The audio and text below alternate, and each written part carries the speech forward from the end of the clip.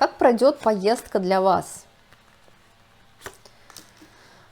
Ну, будет ощущение, что зря поехали, что это была ошибка, либо что в самой поездке что-то не так сделали, там, накосячили, и вроде как сама виновата или сам виноват.